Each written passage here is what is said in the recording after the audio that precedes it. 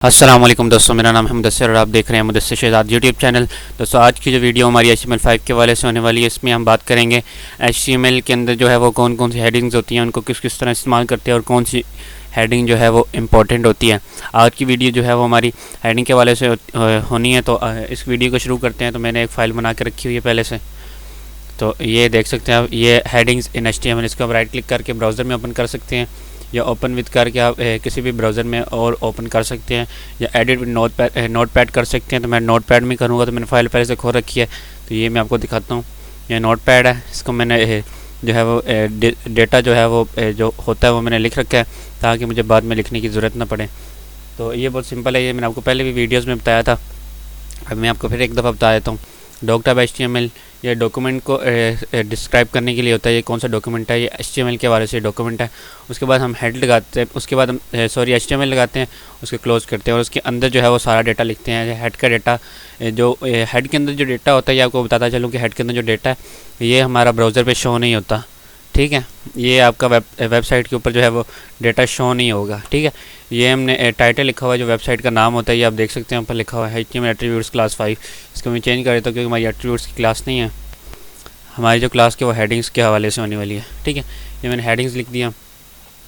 ये क्लास भी हमारी 6 है, ठीक है। तो ये चार्टशीट या ये मतलब कि टेक्स्ट का डेटा जो होता है इसको इनकोड करने के लिए होता है। ये ब्राउज़र को पता चल जाता है कि UTF-8 है। तो इसको हमने 8 जो ब्राउज़र जितने भी हैं ना, तमाम ब्राउज़र वो UTF-8 को ही तकरीबन सपोर्ट करते हैं, तो उनको ये बताना पड़ता है। तो इजीली जो है वो वेबसाइट को ढूंढ के जो है वो उसको रैंकिंग में मदद करते हैं और उनको पता चल जाता है कि ये किस तरह की वेबसाइट है। तो उसके बाद हमारे पास आता है बॉडी का डेटा। आपको मैंने सारी वीडियोज़ में तकरीबन पिछली बताया था कि जो भी हमने डेटा डिस्प्ले कराना होता है वेबसाइट के ऊपर, उसको हम बॉडी के टैग के अंदर लिखते हैं। ये हमारे बॉडी का टैग स्टार्ट और बॉडी का टैग क्लोज, इन दोनों के अंदर जो है वो लिखते हैं। तो आज हम बात करने वाले हेडिंग्स के ऊपर। तो हेडिंग्स टोटल होती हैं 6 होती हैं। तो H1 होता है सबसे पहले, ये आपको मैं लगा के बताऊंगा। सबसे पहले ब्रैकेट लगाते होते हैं, उसके बाद H1। ये ब्रैकेट आपको M के साथ वाली जो कॉमा वाली है, जहाँ से आप कॉमा लगाते हैं, इसको आप शिफ्ट दबा के इसी को दबाएंगे तो ये आपके पास ब्रैकेट लग जाएगी। तो ये ब्रैकेट के बाद क्लोजिंग ब्रैकेट भी इसके राइट साइड पे है। तो उसके बाद आपने H1 लिखना हो तो उसके बाद उससे पहले आपने स्लैश लगा के H1 लिखना है। इसको हम क्लोजिंग टैग कह सकते हैं, क्लोजिंग टैग ही कहते हैं इसको, ठीक है। ये जो मैंने आपके सामने मार्क किया है ये हमारा क्लोजिंग टैग है। ये H1 के वाले से हो गया। उसके बाद एक और टैग होता है हमारे पास H2 का, ठीक है। इसको हमने क्लोज़ किया, उसके बाद हमने स्लैश लगाई, फिर हमने H2 लिख दिया इसको क्लोज़ करने के लिए। फिर मैं एंटर दबाता हूँ और हमारे पास तीसरा जो होता है वो होता है H3। इस टैग को मैं क्लोज़ करता हूँ, ये आप देख सकते हैं। उसके बाद हमारे पास जो है वो H4 टैग होता है एक, ठीक है। ये हमारा H4 हो गया, ठीक है। मैं एंटर दबाता हूँ, उसके बाद हमारे पास आता है H5। टोटल्स मैंने आपको पहले बता दिया कि जो है वो 6 हेडिंग्स होती हैं, ठीक है। ये हमारे पास 6 हेडिंग हो गई, हेडिंग 6। सॉरी, इसमें मैंने 5 लिख दिया, चलें ठीक हो गया। तो ये हमारे पास टोटल 6 हेडिंग्स हो गई। ये सबसे पहले हेडिंग 1, H का मतलब हेडिंग होता है, और 1 2 3 4 5 6, ये हमारे पास टोटल 6 हेडिंग्स हो गई। अब आप देख सकते हैं इसके अंदर मैंने लिखा कुछ भी नहीं है। देखते हैं ब्राउज़र कुछ शो करा रहा है हमें, नहीं जी, क्योंकि हमने इसके अंदर जो है वो कुछ भी नहीं लिखा, तो ब्राउज़र इसलिए हमें कुछ भी अभी तक शो नहीं करवा रहा। तो सबसे पहले मैं लिख देता हूँ इसमें हेडिंग 1, हेडिंग 1, ये मैंने भी लिख दिया।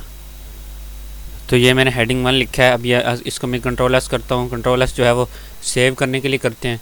तो आप इधर फाइल में जाके और यहाँ पे सेव पे भी क्लिक कर सकते हैं। जब आपने कुछ लिखा होगा और Ctrl+S नहीं दबाया होगा तो सेव हो जाएगा। ये साथ आप देख सकते हैं Ctrl+S की जो की है वो भी शो हो रही है सेव करने के लिए। इसको मैं ब्राउज़र पे जाके स्विच करके देखता हूँ कि यहाँ पे कुछ शो हुआ है। जी हो गया, देखें हमने हेडिंग 1 लिखा था, तो ये हेडिंग नंबर 1 जो है वो हमारे पास शो हो गई है H1 के अंदर जो थी।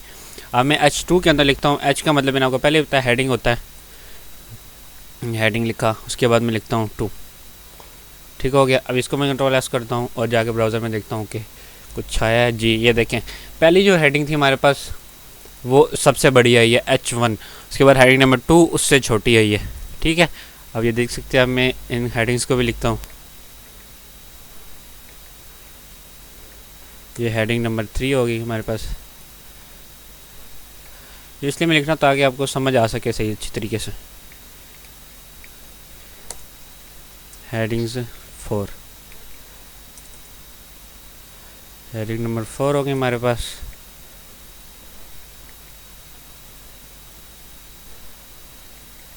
हेडिंग 5 होगी हमारे पास। उसके बाद ये मैं इकट्ठे ही लिख रहा हूँ, हेडिंग 6। ठीक है, अब मैं इसे कंट्रोल एस करता हूँ। ये मेरे जो सारी हेडिंग्स हैं वो एक साथ लिख दी हैं। ठीक है, ये देखें, सबसे पहले जो हमारे पास हेडिंग आई थी वो H1 की थी, जो कि सबसे बड़ी है, और H2 उसके बाद हमने लिखी वो सब उससे छोटी, और जो हमारे पास थर्ड है वो H3 है, वो 2 से छोटी है और 1 से भी छोटी है।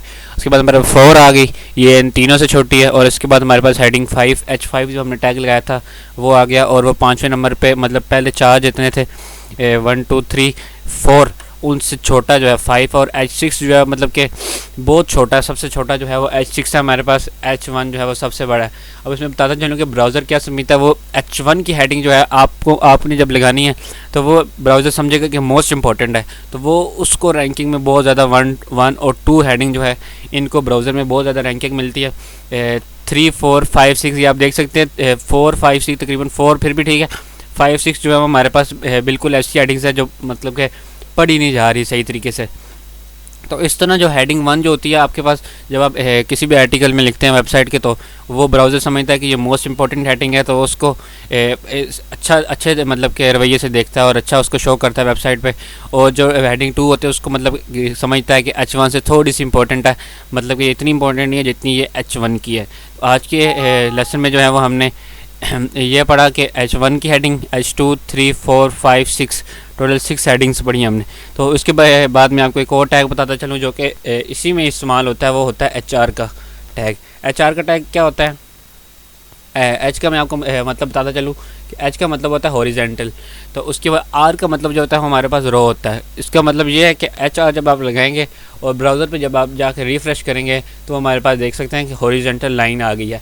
तो ये भी SEO के वाले से बहुत अहम होती है। ये आप उस वक्त लगाते हैं जब आपको मतलब कि ज़रूरत हो कि ये चीज़ यहाँ पे एंड होगी, जैसे आपने एक टाइटल लिखा, उसके बाद एक पैराग्राफ लिखा साथ इमेज लगा के, तो आप समझते हैं कि ये जो हमारी एक चीज़ है, एक हिस्सा है इसका वेबसाइट का, वो ख़त्म हो चुका है। तो उस वक्त आप जो है वो HR के टैग को जो है वो यूज़ कर सकते हैं। तो ये HR का टैग आप कहीं भी यूज़ कर सकते हैं।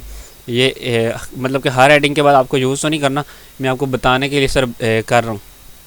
ठीक है, ये मैंने H2 की हेडिंग के बाद भी लगा दिया। अब मैं इसको रिफ़्रेश करता हूँ, ये आप देख सकते हैं H1 जो है वो लादा हो गया, H2 लादा हो गया।